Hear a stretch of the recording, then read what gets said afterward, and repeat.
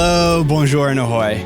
For 20 years, GLOBSEC has been at the heart of Central and Eastern Europe, shaping dialogue, driving change, and building relations. In times of upheaval and faced with chaos, now, more than ever, Europe needs to step up and command its destiny. Today, the 2025 GLOBSEC Forum meets 2 decades of irreversible impact. I'm Roger Hilton, and over the course of the next 3 days, I'll be bringing you updates from our flagship conference and from the second edition of the GLOBSEC Geotech Summit. From the Hilton Prague, let's get going. The 2025 GLOBSEC Defense Roundtable started the day off on the Albright stage, with participants reflecting on the lessons learned from Ukraine and how European firms can evolve their products and address the needs of today, with inputs from European Commissioner for Defense Industry and Space Andrius Kubilius and former Minister of Strategic Industries of Ukraine Oleksandr Kamyshin. With the Havel stage packed to capacity, GLOBSEC President and Founder Robert Vash delivered the official welcome and called for stepping up and leading with responsibility to build a future others want to follow. Shortly afterwards, Czech President Petr Pavel delivered a keynote on Europe not wavering in responding to the expectations it confronted, followed by a dynamic chat with GLOBSEC's Robert Vash. Against this backdrop, Ukrainian President Volodymyr Zelensky joined via video link in Kiev and emphasized the importance of increasing economic pressure on Russia while containing it through comprehensive security guarantees.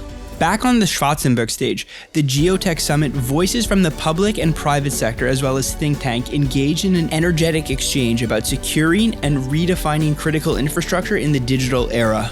Back on the Havel stage, Czech Prime Minister Petr Fiala made an impassioned plea to get into an active mindset about security on the continent and reminding us of the many strengths that Europe can realistically build on. A timely and informative chat on the future of UK-EU relations in a volatile world yielded a lot of hope for close engagement in a time when integrity of European security and defense is essential. European Investment Bank President Nadia Calvino outlined her vision for financing Europe's future that looked to support the whole innovation cycle and partnering up with the private sector. The theme of European defense remained a driving topic, as Deputy Speaker of the Czech Parliament and Shadow Prime Minister Karel Havlicek emphasized smart investments and efficiency as a cornerstone of increased defense spending. Shifting to the global south, an eclectic set of expert voices argued that Europe remains a credible partner that delivers in its partnerships. At the GLOBSEC Young Leaders Forum, the Minister of European Affairs of the Kingdom of Denmark, Marie Berrier, outlined Denmark's EU priorities and engaged in a spirited question and answer session with the cohort. Back on the Albright stage, the Geotech Summit dove deep into the issue of critical shortages and solving the raw materials challenge, pointing out hard work that Europe has cut out for itself to cut the dependencies. On the Havel stage, a host of European affairs ministers and experts discussed the EU's path forward on enlargement, defending democracy, and cutting red tape. Keeping on the tech train, an assortment of voices shared their views on expanding the West's global tech partnership into Latin America, Asia, and Africa, as well as towards the private sector. A keynote by Pavel Sirani, vice chairman of the board of Chess Group, argued for more integration in energy to enhance Europe's security.